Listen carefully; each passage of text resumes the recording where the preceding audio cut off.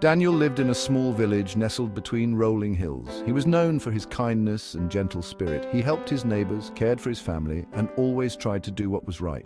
But Daniel carried a heavy burden, the constant need to confess every single sin. Every night he knelt by his bed, worry etched on his face. He would whisper every mistake, every wrong thought, afraid to miss even the smallest transgression. Sleep offered little solace, for his dreams were haunted by fears of judgment. He longed for peace, for the assurance that his heart was clean. He believed in God's forgiveness, yet the weight of his imperfections pressed down on him. The joy of each new day was dimmed by the shadow of his anxiety. He yearned for a way to break free from this cycle of guilt and confession. His heart ached for a love that could erase his flaws. He longed to experience the freedom that came with true forgiveness, but for now, he remained trapped in his self-made prison of fear, unable to fully embrace the love that God offered so freely.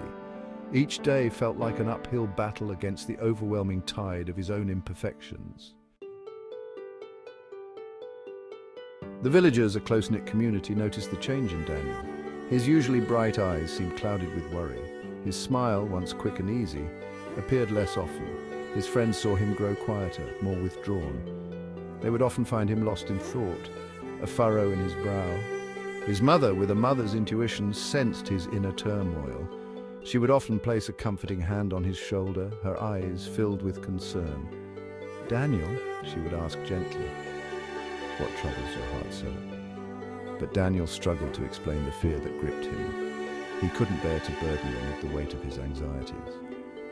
The village elders, wise and experienced, offered their counsel. They reminded him of God's love and mercy, of the scriptures that spoke of forgiveness. Yet their words seemed to fall short of reaching the depths of his despair. Daniel listened respectfully, but their reassurances failed to penetrate the wall of fear he had built around himself. One day, a traveler named Eli arrived in the village. He was an older man, his face etched with the wisdom of years spent wandering. His eyes held a depth of understanding that spoke of countless stories and encounters. The villagers welcomed him warmly, offering him food and shelter. As Eli shared tales of his travels, people were drawn to his gentle demeanor and insightful words. News of this wise traveler reached Daniel, and a flicker of hope ignited within him. Perhaps this stranger, with his vast experience, could offer a new perspective. With hesitant steps, Daniel approached Eli, drawn by an inexplicable pull. He found the old man sitting by the village well, his gaze distant as if lost in thought. "Eli," Daniel began, his voice barely a whisper, "can I share something with you?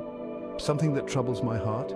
Eli turned towards him, a warm smile gracing his lips. "Of course, Daniel," he said, his voice calming and reassuring. "Tell me what weighs so heavily on your soul."